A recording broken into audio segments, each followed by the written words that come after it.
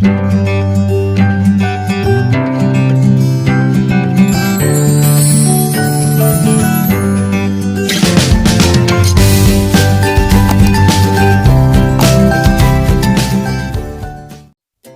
everyone! It's me, Girlie! Welcome to my channel! Today, tayo magluluto ng pork ribs with broccoli. Ito ang ating mga gagamiting ingredients. Siyempre, gagamit tayo ng 700 grams pork ribs,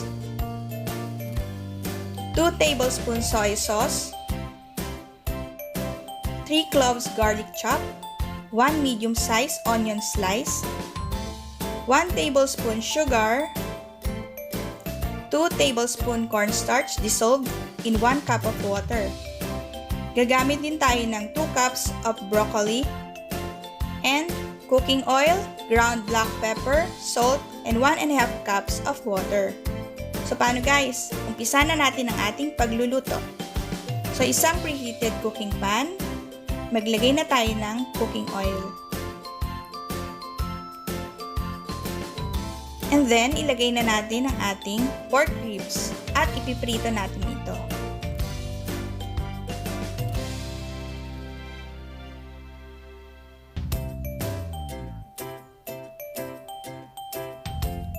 Siguraduhin lang natin na maiprito natin ang both sides ng ating pork ribs. So, kailangan natin ito i-flip o baliktarin occasionally.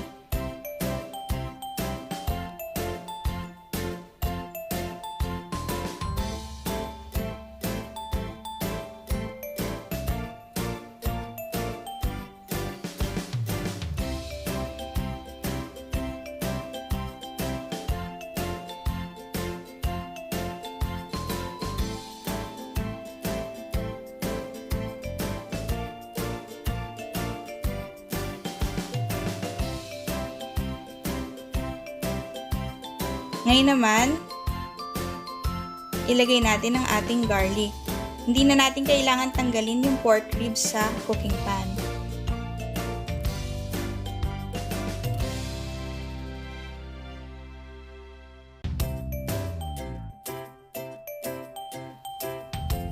Ngayon naman, ilagay natin ang onions.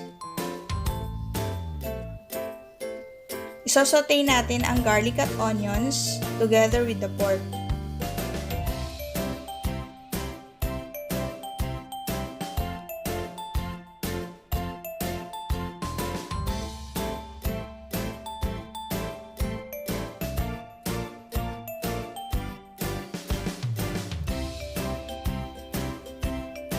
And then, mag-add tayo ng fish sauce.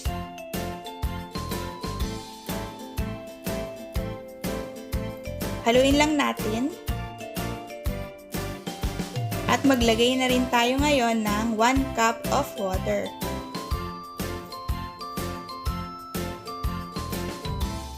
Takpan lang natin at hayaan natin tong kumulo. So kapag kumukulo na, iset na natin yung ating stove sa mahinang apoy lang. And then now, i-add natin ang ating black pepper.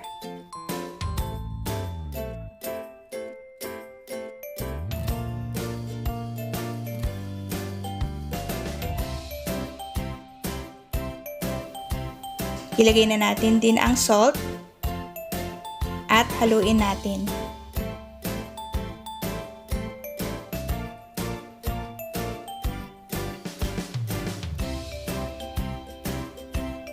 Ngayon naman, i-add natin ang soy sauce.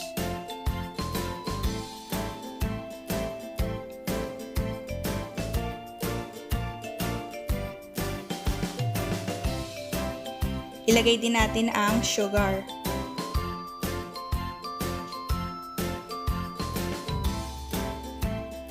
And now, let's add the dissolved cornstarch.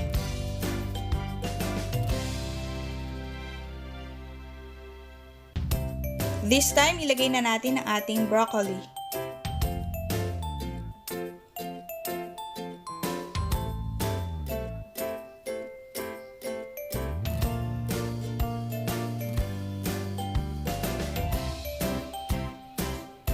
At magdagdag din tayo ng 1/2 cup of water.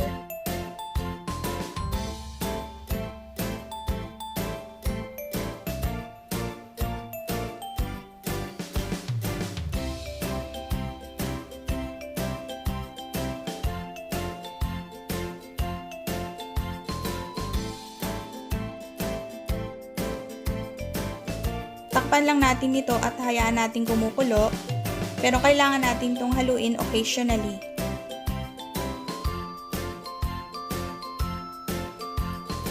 Hanggang sa maluto ang ating broccoli.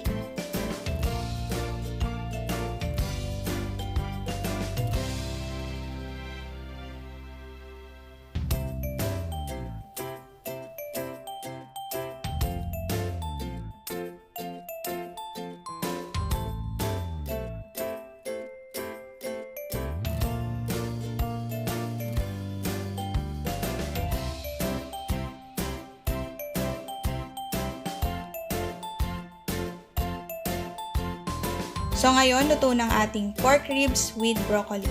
Pwede na nating i-turn off ang ating stove.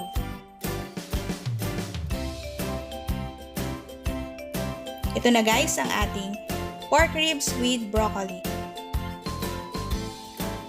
Thank you for watching!